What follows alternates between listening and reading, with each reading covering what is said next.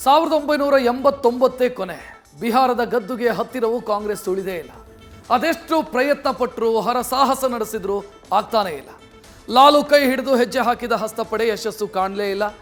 ಇಡೀ ಬಿಹಾರವನ್ನೇ ಆವರಿಸಿರೋ ಜಾತಿ ಸಂಕೋಲೆಯನ್ನ ಬಿಡಿಸಿಕೊಳ್ಳೋದಕ್ಕೆ ಸಾಧ್ಯವಾಗ್ತಿಲ್ಲ. ಸುಶಾಸನ ಹೆಸರಲ್ಲಿ ಗದ್ದುಗೆ ಹಿಡಿದಂಥ ನಿತೀಶ್ ಕುರ್ಚಿ ಅಲುಗಾಡದೆ ದೃಢವಾಗಿದೆ. ಆದರೆ ಈ ಬಾರಿ ತೇಜಸ್ವಿಯ ವೇಗವನ್ನ ಜನಾದೇಶವಾಗಿ ಪರಿವರ್ತಿಸೋದಕ್ಕೆ ಕೈಪಡೆ ಸಿದ್ಧಾಸ್ತ್ರವನ್ನ ಎರವಲಾಗಿ ನೀಡ್ತಾ ಇದೆ.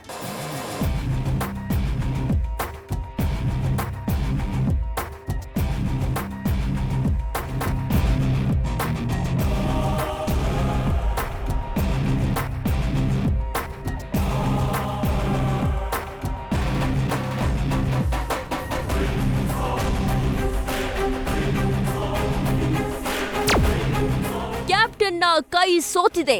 ದಡ ಸೇರಲು ನಿತೀಶ್ಗೆ ಕಮಲ ಪಡೆ ಹುಲ್ಲು ಕಡ್ಡಿಯ ಆಸರೆ.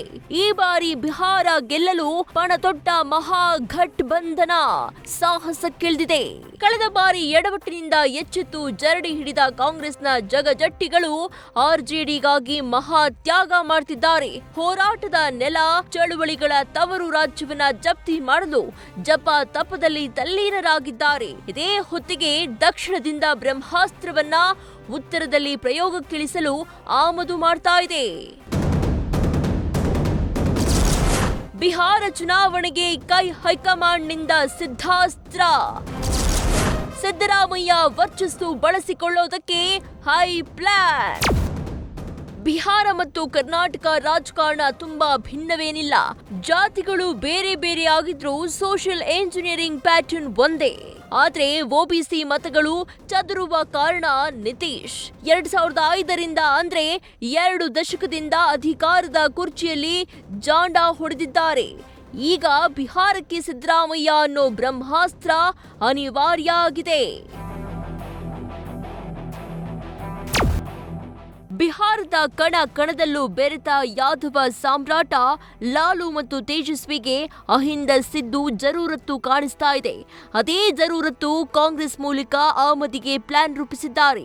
ಅದರಲ್ಲೂ ಕರ್ನಾಟಕದ ಗ್ಯಾರಂಟಿಗಳು ಬಿಹಾರ ಕಣದಲ್ಲಿ ರಿಂಗಣಿಸುತ್ತಿದ್ದು ಸಿದ್ದು ವರ್ಚಸ್ಸಿಗೆ ವ್ಯಾಲಿಡಿಟಿ ಬಂದಿದೆ.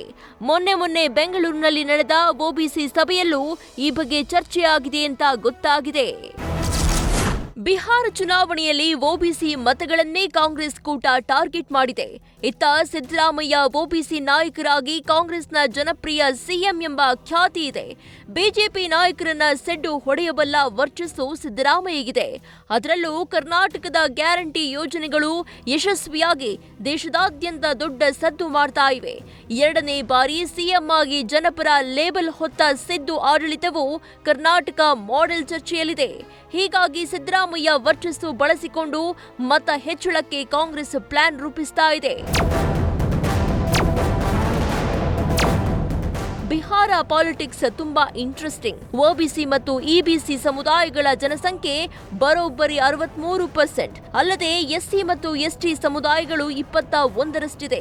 ಬಿಹಾರದ ದೀರ್ಘಾವಧಿಯ ಸಿಎಂ ನಿತೀಶ್ ಕುಮಾರ್ ಜನಪ್ರಿಯತೆ ಕ್ಷೀಣಿಸ್ತಾ ಇದ್ರು ನಿತೀಶ್ ಬ್ರ್ಯಾಂಡ್ ಕುಗ್ಗಿಲ್ಲ. ಇತ್ತ ತೇಜಸ್ವಿ ಆವೇಗವನ್ನ ಜನಾಧೀಶವಾಗಿ ಪರಿವರ್ತಿಸಲು ಆರ್ಜೆಡಿ ಹೆಣಗ್ತಾ ಇದೆ. ಈ ಹೆಣಗಾಟದಿಂದ ಮೇಲೆತ್ತಲು ಕಾಂಗ್ರೆಸ್ ಬೆಂಬಲವಾಗಿ ನಿಂತಿದೆ. Shivaprasad, political bureau, news first. News first ನಿರ್ಭೀತಿಯಿಂದ ನಿಮ್ಮ ಪರವಾಗಿ.